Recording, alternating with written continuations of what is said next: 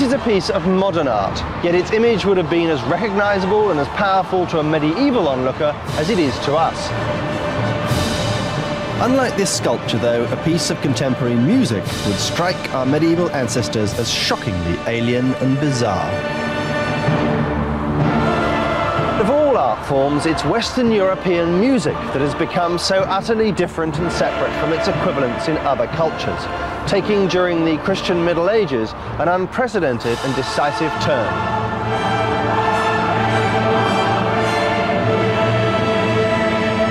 In this series, I'm going to look at 5 of the great breakthroughs that European music has experienced in its extraordinary history. 5 momentous moments of discovery.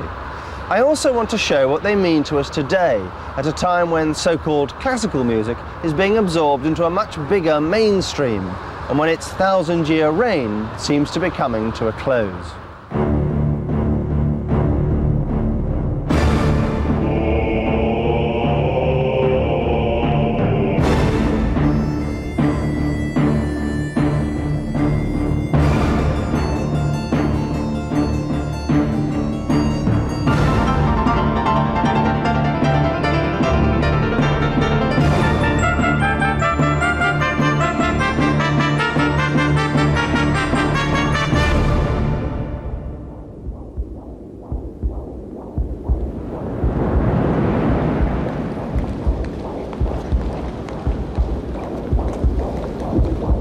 Imagine a world without music.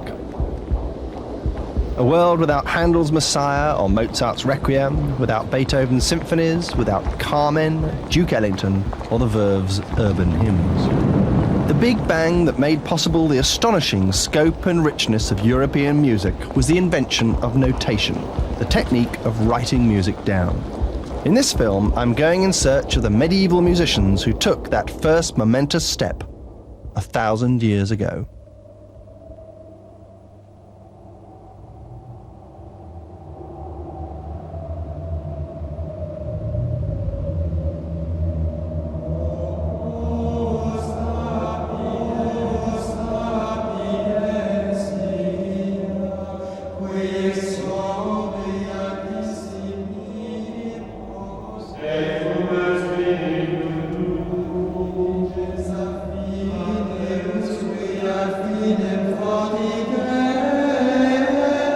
We're looking down a corridor of time. At the other end of it are a handful of monkish scribes and harassed librarians trying to record on pig and sheepskin parchment, in the frozen silence of the Dark Ages, the learning and civilization bequeathed to them by the Romans. They live in a barbaric and illiterate age. It is the era of grim bastard and rapacious yob. To the east lies the exotic grandeur of the Byzantine Empire, to the south a confident and sophisticated Islam. The culture of Western Europe, on the other hand, is at a dangerously low ebb.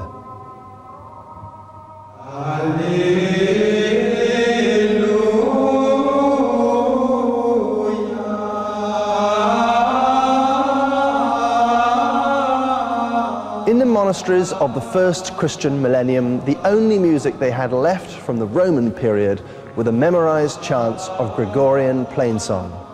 The preservation of chant through a purely oral tradition for so long against such heavy odds was nothing short of miraculous. Then, in around 1000 AD, a great leap was made from memory to the page. Music began to be written down. A thin trickle of notes became a river, then a flood. So much music of such diversity came bursting forth that it's scarcely possible to believe that it all stems from a dramatic breakthrough made by just a few monks all those centuries ago.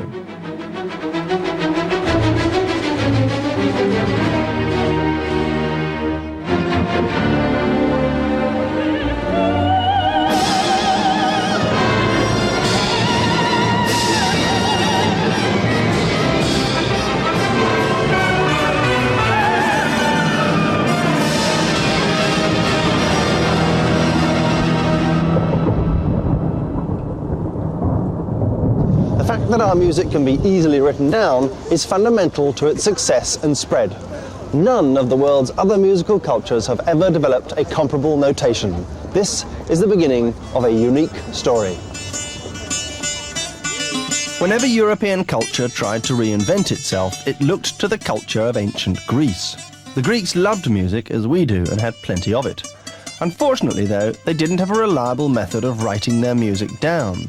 So although various abstract textbooks survived, monastic musicians of the Dark Ages didn't have a clue what Greek music actually sounded like. Amazingly, this didn't stop them trying, through painful trial and error, to build a musical system based on the Greeks' theories. It was as if they were deep-sea divers searching for some hidden shipwreck with only the ship's original design drawings to go on and no indication at all as to which ocean to begin the search in. Culturally and musically speaking, it must have felt to those medieval monks as if they were operating in a kind of void.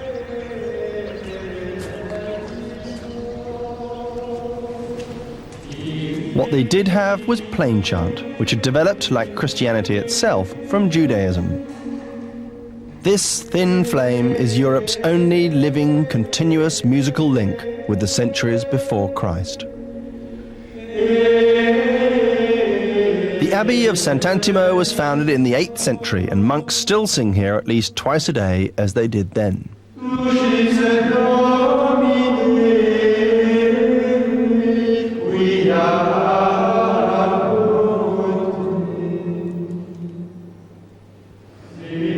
This isn't just pleasing mood music, though, as it's so often perceived today, nor a sort of soothing aromatherapy for the ears. Plain chant is, and was in the Middle Ages, the musical expression of Christian faith. It isn't a woolly spiritualism, but the actual words of the Mass, the Psalms, the hymns, and the Scriptures. What it constituted was a vast mental library of melodies to cover every service for every day of the year.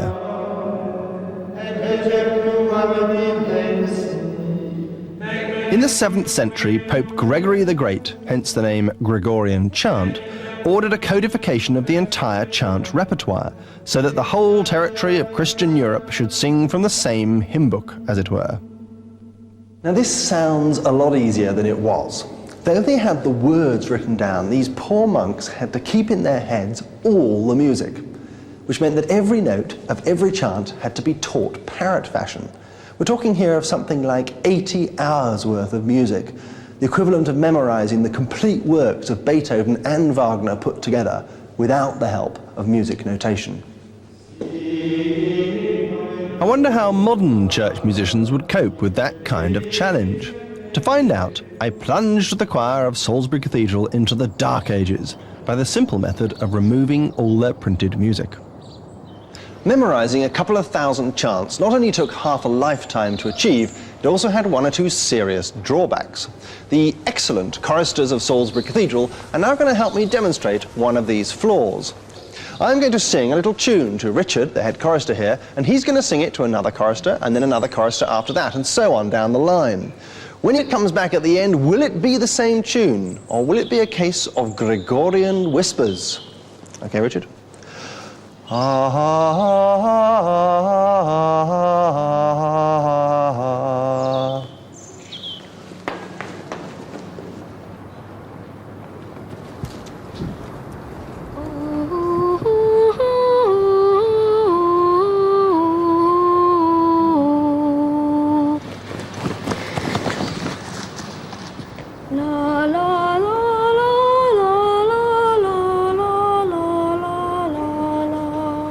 So it's already quite different after just 2 hearings.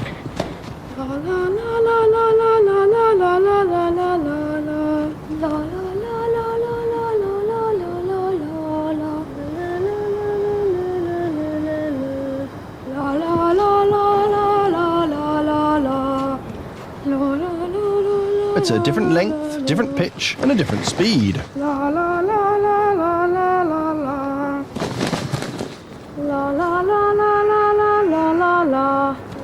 If trained choristers like these find it difficult, imagine what it was like in Gregorian times with only illiterate peasant children as raw material.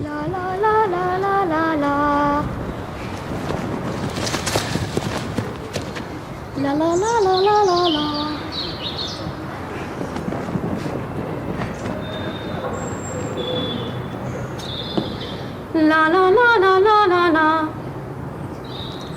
La la la la la la la la la la la.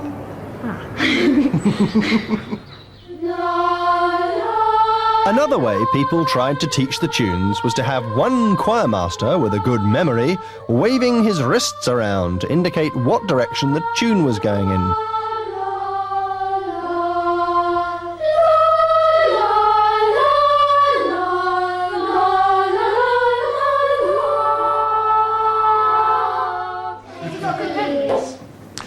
Clearly, the need to find some kind of written aid for the memory was becoming a pressing priority for the musical monks of medieval Europe. By the time the Holy Roman Emperor Charlemagne ordered his codification and revising of the Gregorian chant in around 800, a crude system of squiggles and symbols had begun to emerge, which were to be the forerunners of proper musical notation. These were called neumes. To find out exactly what a neume is, we need to visit the heart of Charlemagne's Holy Roman Empire. In the foothills of the Swiss Alps lies one of medieval Europe's greatest centres for the copying and dissemination of chants, the Abbey of St. Gallen. It was totally rebuilt in the 18th century, as you can see from this spectacular Baroque library, with its delicate and super shiny floor.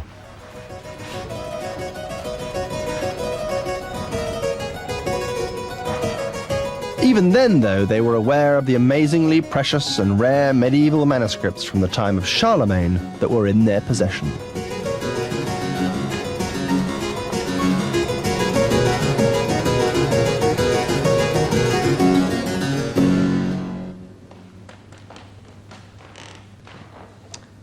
Hi. Fantastic. This 1,200-year-old book is the earliest surviving example of Christian Europe's attempts to write music down. It's also extremely fragile. Now, if you look above the Latin text here, you'll see various lines, marks, and symbols, almost like some kind of shorthand. Well, these are the neumes, and neumes are a primitive attempt to show the contour and shape of the melody you're supposed to be singing above these words.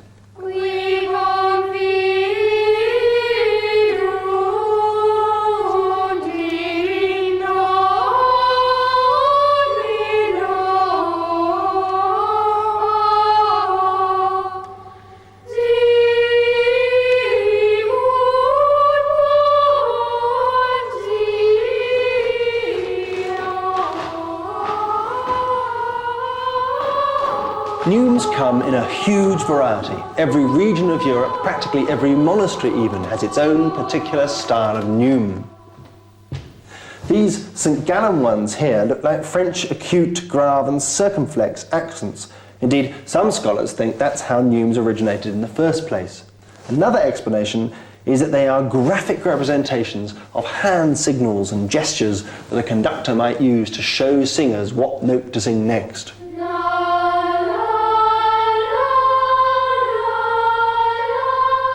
Now, looking at the neumes themselves, the ordinary single note is often represented by just a dot, like in Morse code here.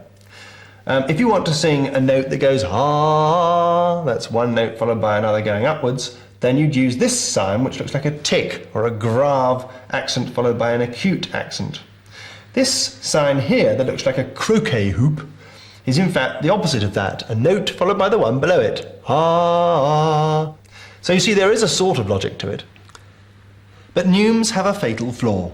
They give you the outline of the melody you're singing, but they don't tell you where you're starting from, nor how the different tunes relate to each other.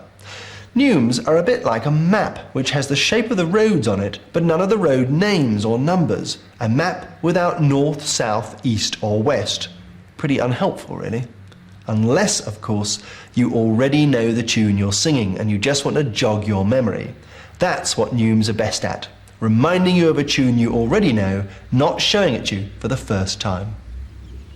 The inadequacy of neumes was a problem for all the abbeys and cathedrals of Europe. Then, out of northern Italy came the Big Bang, an idea that turned the humble neumes into agents of dynamic change. And this was that big idea, a thin red line. The red line acted as a fixed reference pitch for the notes to lock onto. Now you knew where your tune started and where it ended simply by looking at where the notes were in relation to the red line. This is a hymn to St. Cecilia, the patron saint of music. And what you're looking at in this 900-year-old manuscript is the moment frozen in time where Western music took its first great leap forward. A thin red line. We don't know who thought of it first, but we do know who saw its significance and potential and put it on the musical map. His name was Guido Monaco, and legend has it he may have ended his days in this monastery of Fonte Avellana in northern Italy. Now, a modest red line may not seem all that remarkable at first glance, but it is nonetheless music's equivalent of the printing press or sliced bread. It's therefore about time we found out a bit more about the geezer who was responsible for it, Guido of Arezzo.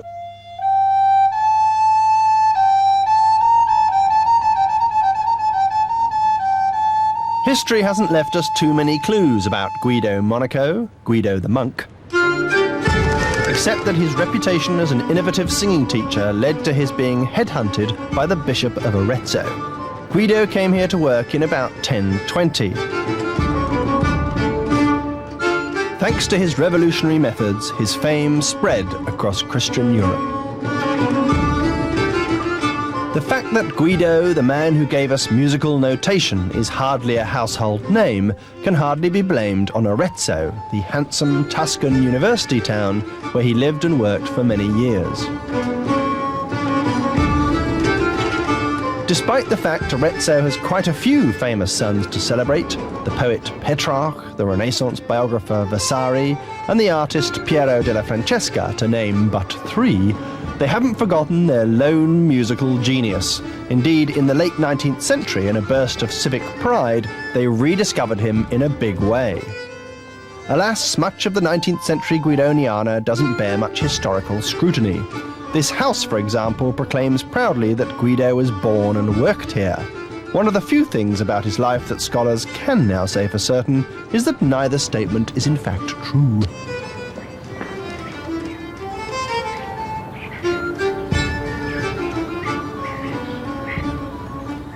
One thing we can be sure of is that Guido came here, because this ruin of foundations is all that's left of the cathedral he worked in the 1020s.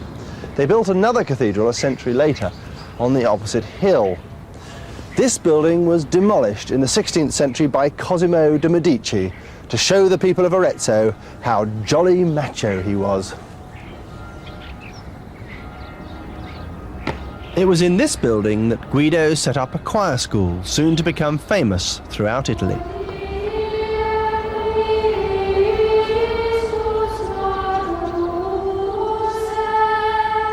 Broadly speaking, his methods are still in use today. Guido's choristers, who sang here in this very building every day, were the first people ever to read music at sight from the page.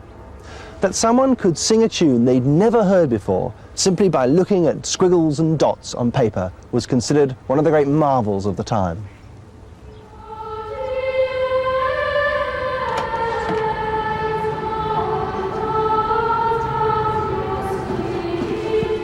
Guido wrote two medieval blockbusters on the teaching of singing. The most influential, Micrologus, he wrote here in Arezzo. In them, he demonstrated his new lined method of notation that made the reading of notes utterly simple and clear. His biggest idea was the washing line principle. He drew one straight red horizontal line, like that. And he called this F. He said this would always represent the note F. So he put an F at the front of it like that. Now nowadays we'd call that a clef, French word for key, and Guido invented it. So a blob on the line meant sing the note F, La. And a blob above the line meant sing the next note up, La, G. And a blob below the line meant sing the note below, E, La. Now, I know this seems fantastically simple to us, but then so does the wheel, and it took mankind a long time to figure that out. Eventually, he added another line in fetching yellow above it, which represented the note C, and a third line between the two, which represented the note A. And the spaces between them were G and B. So you had F, G, A, B, C. And here are those lines copied out in a copy of his book, Mycologus. And all you had to do was follow the blobs on the washing line, grazie Roberto, and you could read the notes one after another, easy as pie. La da dee la la la la la la la la la dee dee dee dee dee dee dee dee dee dee dee dee dee dee dee.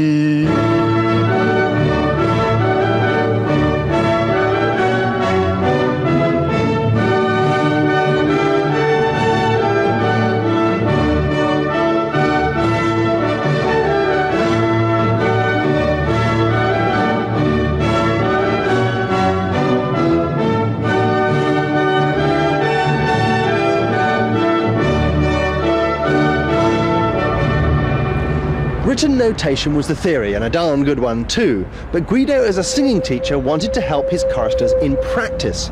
He wanted his pupils to be able to hear in their heads the relative pitch of notes, to develop an instinct for how high or low a given note, A, B, D, G, would be.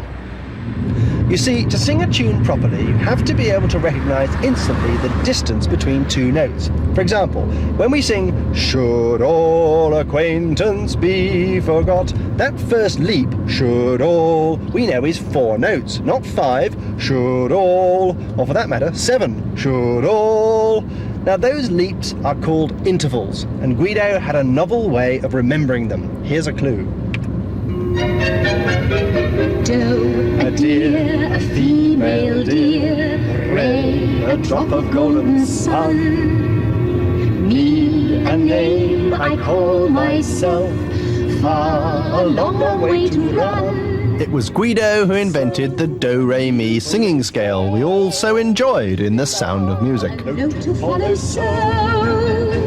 It's still in use today as a means of teaching children to sing, just as it was nearly 1,000 years ago when Guido first came up with it. A deer, a female deer, ray, a drop of golden sun. To pick up some more clues about this remarkable, elusive figure and to see his do-re-mi singing scale in action, I visited the small hillside village of Talla, 30 kilometres from Arezzo, where, legend has it, Guido was born. A veritable Guido shrine has been lovingly created high above the town. Thank you. Grazie. The vice-mayor, the curator of the museum, the policeman and the town clerk took me up to see their exquisite Guido museum. Talla may not have much scholastic hard evidence for its claim on Guido, but its welcome for the Guido tourist is second to none. Gosh, this is the museum? Yes, welcome to our little museum. Thank you. Oh, what's this display here? The museum, though small, isn't short of state-of-the-art lighting wizardry. In the Middle Age, violin, Yeah. you have the guitar, you have the Yeah, and the tambourine? tambourine. All yes, the parts of the tambourine, orchestra. yes, of course. Aha! And here is Guido's singing system in handy kit form against the wall. Like Maria in The Sound of Music, Guido taught his choristers a little ditty that he'd made up. His song, Ut queant laxis, wasn't quite as catchy as hers, and his choristers didn't wear lederhosen either. But never mind, the idea was the same. Now, the names ut, re, mi, fa, sol, la are the first syllables of each of the Latin phrases of this memorable hymn. Guido's system was actually called ut-re-mi, not do-re-mi, by the way. But that's another story. I think you'll agree that the phrase ut, a deer, a female deer, doesn't have quite the same ring to it. Now, each of the phrases begins with a different note, and the notes are arranged in a neat ladder from bottom to top, low to high. Ut, re, mi, fa, sol, la, and tea, a drink with jam and bread, was added later, in case you're wondering. If I press this handy knob here, A group of monks, forever trapped behind this wall, will sing the whole phrase in Latin.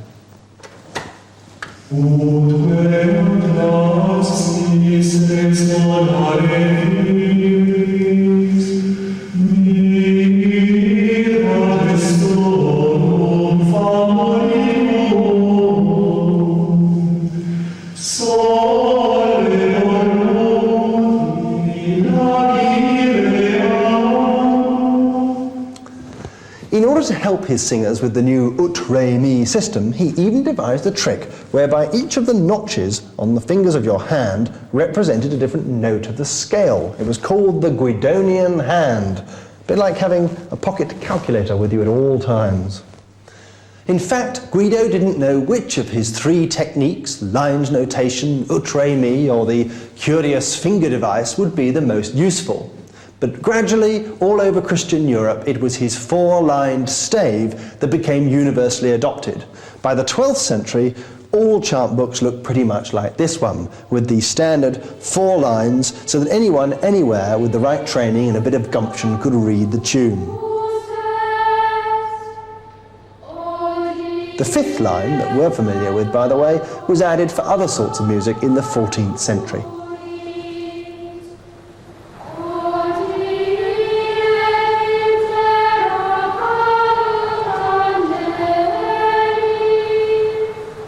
What Guido was trying to do was cut down the learning of the Gregorian chant from 10 years to 1.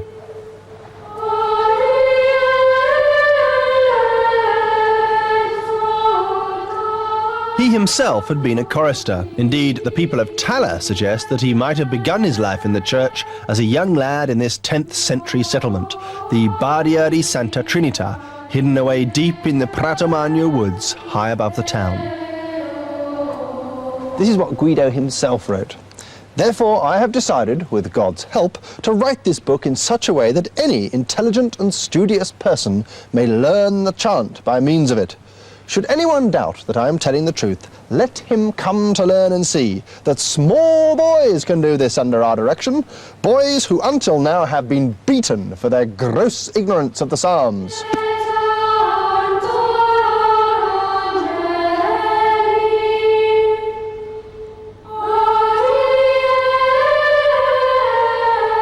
Guido's methods certainly revolutionized the teaching of singing, but what he could never have foreseen was that his new lined notation would have one other dramatic effect on the course of Western music, making it truly a big bang. Because it could now be written down, a much more sophisticated variety of music could exist that didn't rely on one person's memory.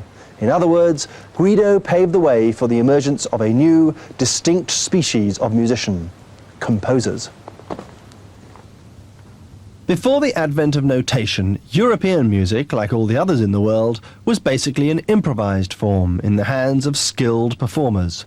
After Guido, the responsibility shifted dramatically from the performer to the new breed of specialist composer. Anonymous church musicians had already started experimenting with a primitive form of harmony. But the ability to see the notes laid out graphically on the page vastly accelerated the growth of a technique whereby one combined two voice lines together, two simultaneous tunes, that is, or counterpoint.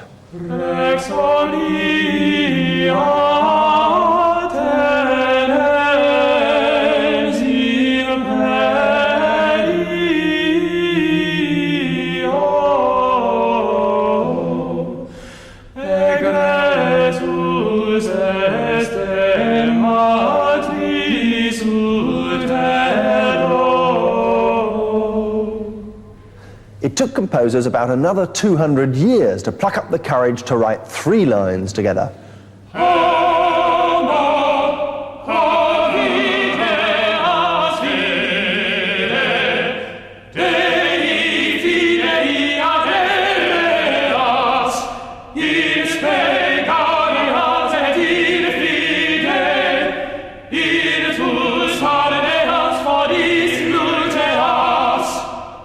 Another 150 years later, they could manage 4 parts, which became something of a standard for the next few centuries.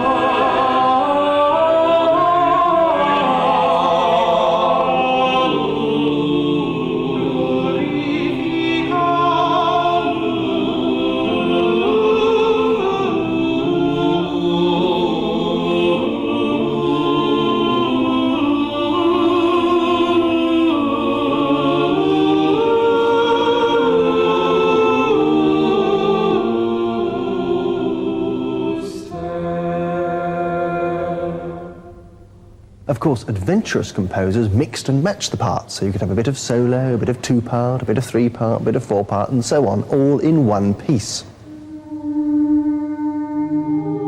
Works of great beauty followed. One of them, Allegri's Miserere, was thought by the Pope to be too powerful and spiritually disturbing for ordinary mortals, and he decreed that it should only be performed once a year by his own choir. Making a copy of the piece would be punished by excommunication, and the masters were kept under lock and key in the Vatican. However, the Pope had not reckoned with the ability of a 14-year-old boy to hear the piece once, then return to his lodgings and write the entire thing out from memory. It lasts, by the way, about 15 minutes. He then smuggled the illegal copy of the music out of Rome and thereby cheekily broke the official embargo. The young man in question was Wolfgang Amadeus Mozart. No notation, no Mozart. No Mozart, no Miserere. Here is the choir of Christ Church Cathedral, Oxford, and an extract from Allegri's Miserere Mei.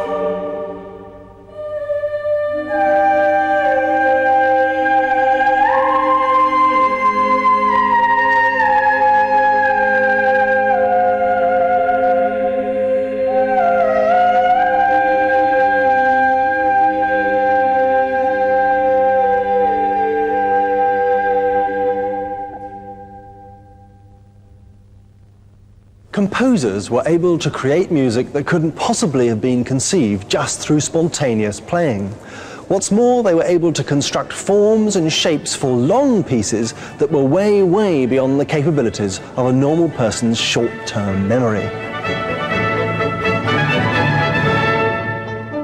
Perhaps architecture is the best analogy. With the right materials and a bit of DIY nous, I can make a workman's shed without any kind of plan or drawing. But there's no way I could build the cathedral next to it without the benefit of an architect's drawings, without a graphic and detailed plan. A piece of musical architecture needs every bit as intricate a drawn-up plan as Salisbury Cathedral must once have had.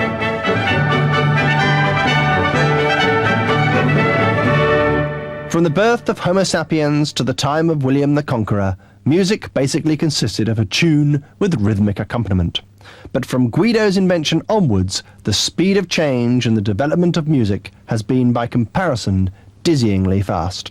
I don't think he realised quite what a genie he was letting out of his lamp, giving music a grid to work on and thereby making billions of harmonic combinations possible.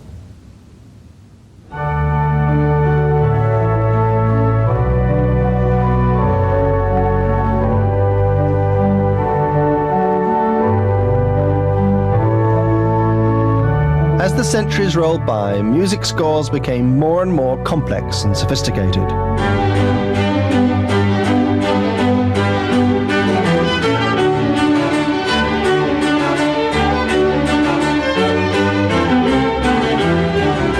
More and more refinements were added to the thin red line so that an encyclopedic musical language developed.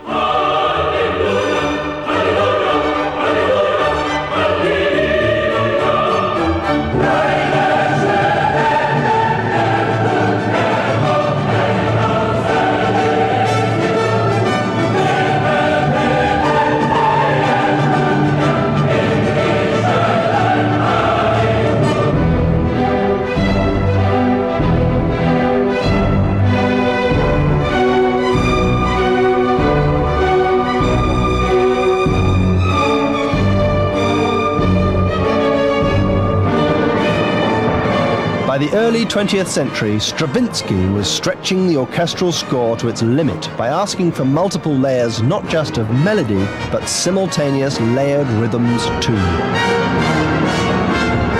By the end of the 20th century, Western notation's grip on all the world's music seemed unstoppable.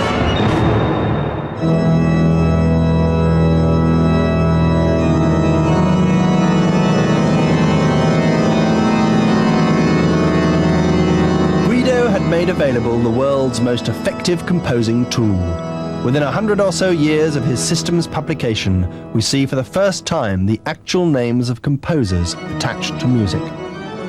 For better or worse, music began to belong to certain people. Before, it had been a shared common currency, an endlessly recycled and repackaged commodity. Now it could become a permanent record, a one-off, a work of art.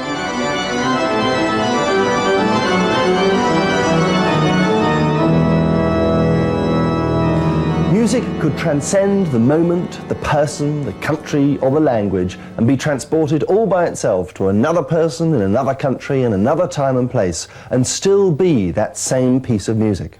We can only guess what music sounded like to the ears of the Pharaoh Ramesses II or Antony and Cleopatra, but we can actually hold in our hands the music written during the reign of Richard the Lionheart or Napoleon Bonaparte, thanks to Guido. No other culture has ever managed to develop a notation like the Western model, even the otherwise musically sophisticated Chinese. The Chinese did have tablature, but tablature only tells you where to place your fingers on a stringed instrument. It hardly tells you anything about the actual music. Tablature was also used by the Western lute, a forerunner of the guitar. A modern form of tablature are guitar symbols for use in pop music. Here's a Jimi Hendrix song, Long Hot Summer Night. And there are also the chord names, C sus4, G7 or B. The thing about tablature, though, is it doesn't really tell you the rhythm, the speed, the feel, or even the tune of the song. It assumes you know the song you're playing already. It's just jogging your memory, a bit like neumes in that respect. And so Guido's lined notation, just as it took over from neumes, has swept the planet as the only completely accurate way of writing down the composer's precise intention. All manner of music of other cultures has now been translated into Western notation. Even in jazz, whenever composers wanted to create bigger or more ambitious structures, to specify exactly what notes the players should play, or to add many more instruments to their band, there was only one realistic option open to them: to use Guido's stave notation.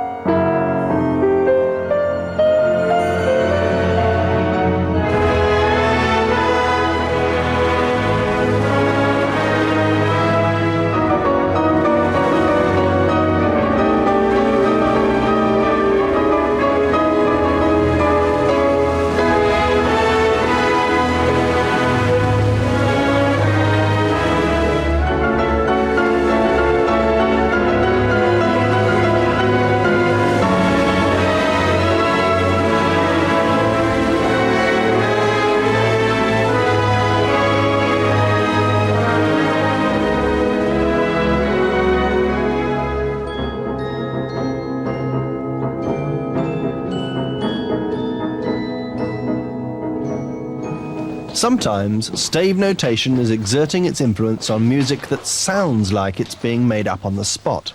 The apparently free-flowing, improvised sounds of a musician like Courtney Pine are made possible thanks to a musical template written down on Guido's trusty lines. J.S. Bach would have approved. Ladies and gentlemen, ladies and gentlemen,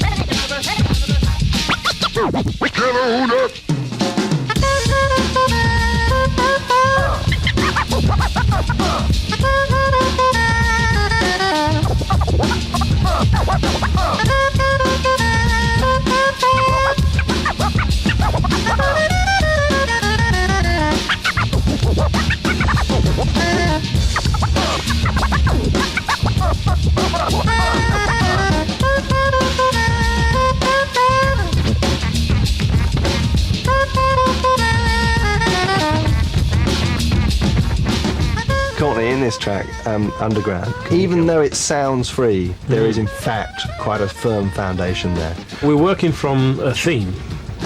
It's based on 3 or 4 simple themes, and they're tied together, linked by an improvisation by the DJ. So it's improvisatory in nature, yes, but there is definitely a structure to what we're doing. If you do write something down, whether it's a series of chords or the melody, it's really like a starting point. Very much so, yeah. I give the chords, I may give the melody and the accents, and that's it, and everybody's on their own.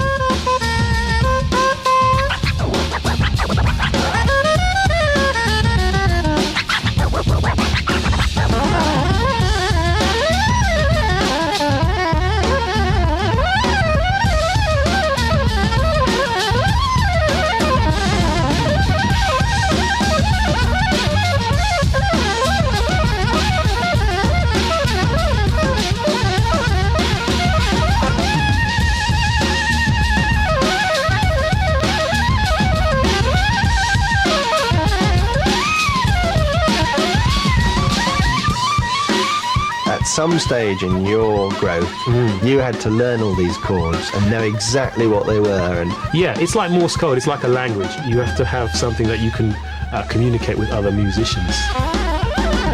Learning how to sight read and going through the whole system, it's hard work, but it's essential if you're serious about music.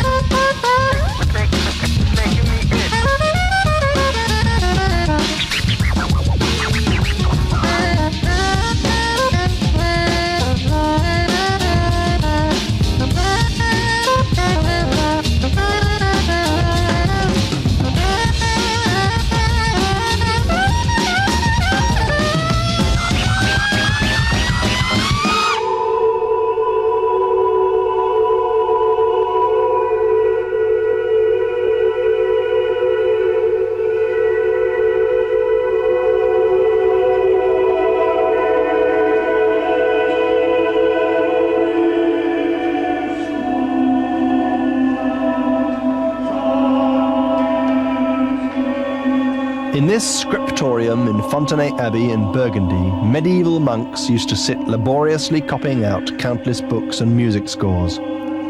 Ultimately, the printing press rendered their painstaking artistry redundant. Powerful new technology in our own time, though, is going to make the changes wrought by mere printing seem like a tea party in comparison.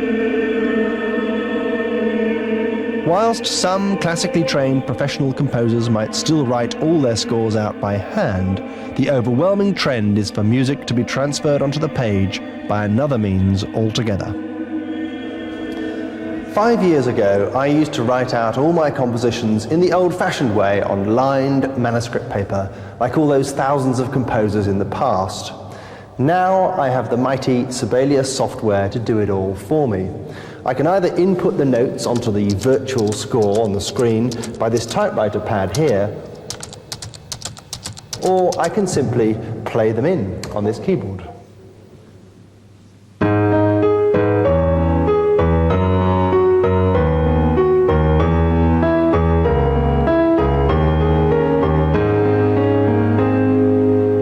And I can, if I want to, simply print it out as well.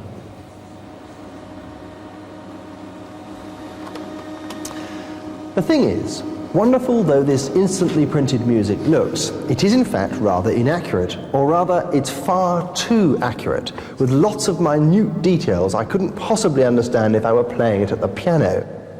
What the computer's written is exactly what I played, with all its human errors and subtleties included. A very simple piece of music has thus become an unnecessarily complicated piece of notation. Now, this isn't a problem for me because I can edit these notes into a simple, workable form that another musician could easily follow. But it would be a problem for a musician who hadn't been taught music the old-fashioned way, and a generation of composers are growing up far more dependent upon the computer to write their music for them. When old codgers like me are long gone, there is a danger there'll be very few people who know what the music should look like. There'll just be the computer's version of it. With all our amazing technology, we may be heading for a future rather like the situation these abbeys were in the Dark Ages, where only a tiny minority of people were able to decode the complexities of musical language.